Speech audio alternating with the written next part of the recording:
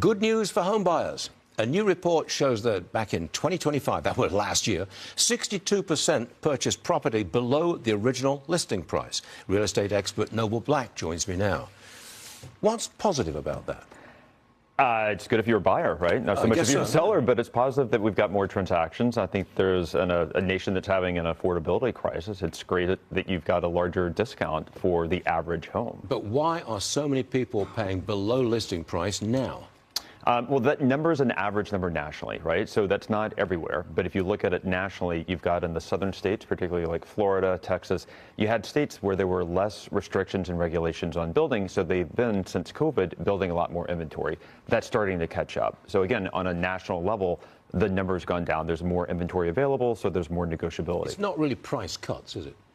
It can be, but again, the price cuts are when there's more inventory in one market. So if you're looking at West Palm Beach, Fort Lauderdale, parts of Miami, those have actually been very large discounts. So that number is 62%. I think in those markets that I just mentioned, it's like 89% were below the asking price. So it's all a question of where it was priced originally, of course, but then also how much inventory there is. Okay. Well, we've got something just breaking here. It's fresh, new. Home builders are working on a proposal to develop as many as 1 million Trump homes. This is an effort to address the affordability problem. The plan would have builders sell entry-level homes into a pathway to ownership program. It would be funded by private investors.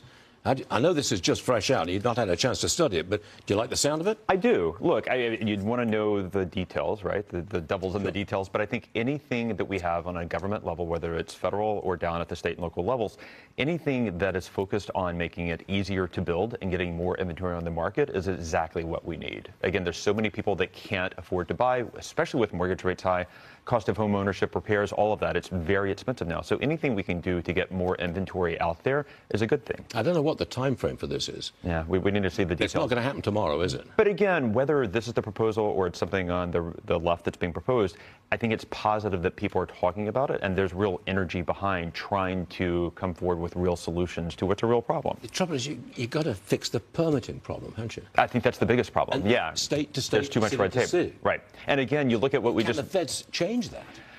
To some degree, right? So there are certain incentives they can do. With the regulations, there are certain incentives they can do in terms of the grants that they make to state and local governments, right? So if they reduce some of the regulations, they can certainly lead the way in terms of saying, look, this is the kind of ideal set of regulations, master plans.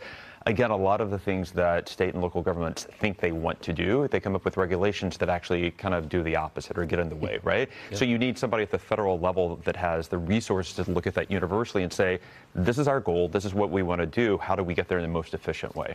I ask you this question every time you're on the show, when you know what's coming. Yeah. You work in the high-end real estate business, right, in Manhattan primarily. Right. Okay. Are you seeing still wealthy people? Are they still buying in New York City, despite the new mayor and all the rest of it? They are indeed. December numbers were good, especially for the above 20 million. We're strong year over year.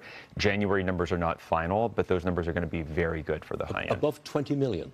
Yes. Those were up year over year for December. Now, again, it's not like a huge sample set. But I mean, that's very expensive housing. It's very expensive. I mean, I think, and it's interesting, if you look back 12 months ago, the market was very hot in December of 24, right? Because the rates had just started coming down. We didn't have any talk of tariffs yet. So everyone thought the market was taking off.